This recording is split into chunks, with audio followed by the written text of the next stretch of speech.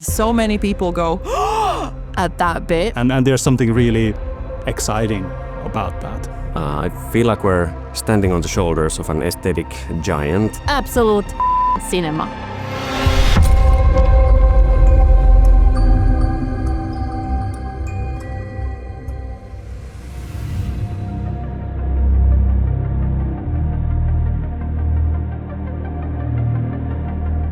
My name is Mikael Kasurinen, and I'm the creative director of Control Resonant. I'm Juho Vainio. I'm the executive producer of Control Resonant. My name is Annika Lehtinen, and I'm the lead gameplay animator on Control Resonant. I'm Anne-Mari Granrus, and I'm the lead level designer on Control Resonant. My name is Elmeri Raitanen. I'm the art director of Control Resonant. I'm Sergei Mahov. I'm the lead gameplay designer of Control Resonant. I'm Vida Starcevic, and I'm the senior community manager on Control Resonant.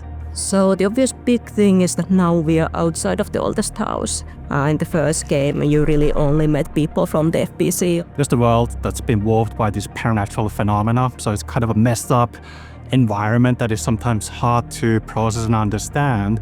So literally sometimes about figuring out how do you navigate this type of environment. But it's also about Dylan, right?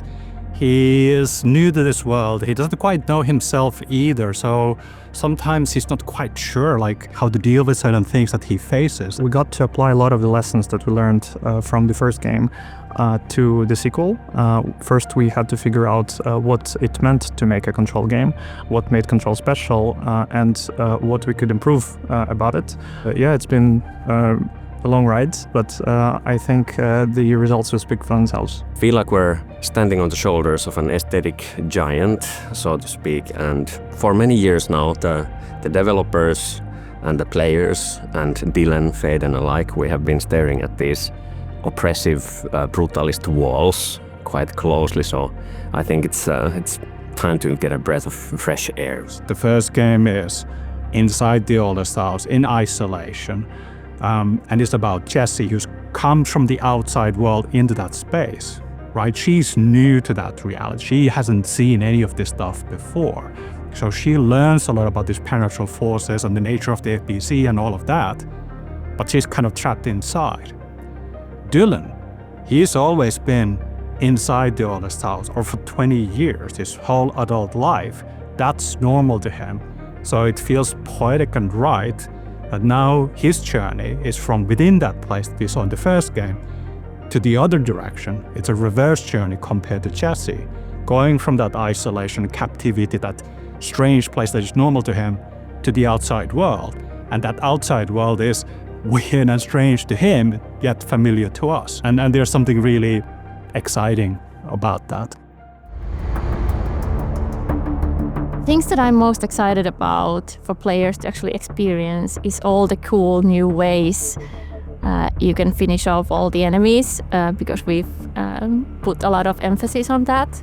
Another thing I'm super keen about is the balance between the aberrant, the melee weapon, and the supernatural powers that Dylan has. So you can get really close with aberrant, and then you can take a step back and use the supernatural powers from a distance. One part of the experience that I'm very excited about is the sense of motion that you have through the world. We put a lot of energy into it, and many of you have already seen Shift, the way that you can tap into these gravity anomalies within the world, and the whole world can kind of rotate, basically.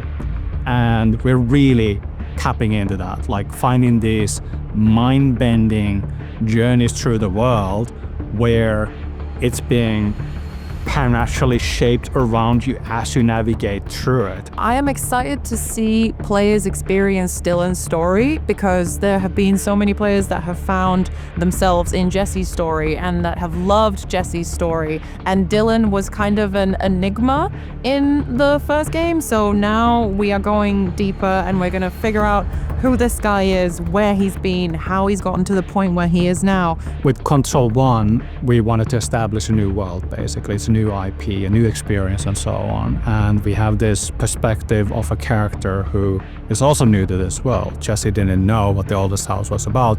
She didn't know about the supernatural forces and so on. And we get to learn about that together with Jesse. And I wanted to replicate that feeling with the sequel as well. We call it a sequel, and it is a sequel, but it's also an independent product that stands on its own feet. And to me, these games go together like two siblings. Each belong to the same family, but they have their own identity and desires and own fates, and they are connected.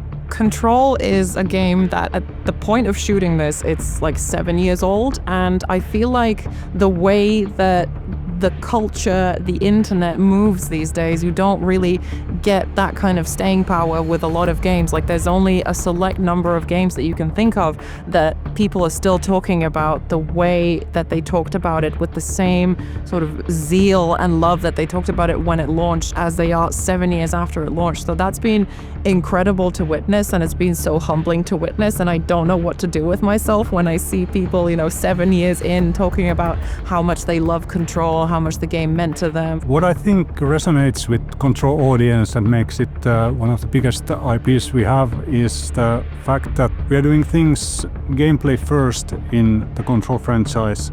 So story has always been in the center of Remedy games, and story is super important for us as well. But when it comes to the second-to-second combat and traversal, we've really gone to town with gameplay, and we already did that with Control 1, but now with Resonant we are taking it to the next level. So we have the biggest gameplay team in Remedy history working on it. Returning players will definitely get to see a lot of familiar faces, familiar phenomena.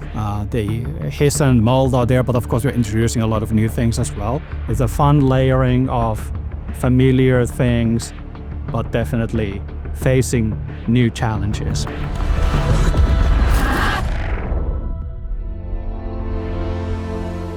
I think the team really poured a lot of themselves into this game and really listened to the community and to their love and to their criticism for Control, and just improved on it in Control Resonant. We as a studio, we have existed for 30 years, so there's a really loyal fan base that mean a lot to us. And as we created Control Resonant, it had a special meaning to us. What we wanted to do was make sure that the fans get to experience the things that they've experienced with all the Remedy games in the past, yet at the same time, we wanted to do something new and unexpected, something that we're also invested and excited about, to expand the universe and do new things. When the trailer came out, it did feel bigger, and I think that's what stood out to me the most. Like, oh my god, all these people who I wouldn't think were a Remedy fan saw this and loved it. And I think my favorite is just seeing that bit in the trailer when Dylan walks out of the subway and he slams the aberrant open, and so many people go at that bit, and that's just so nice to see that.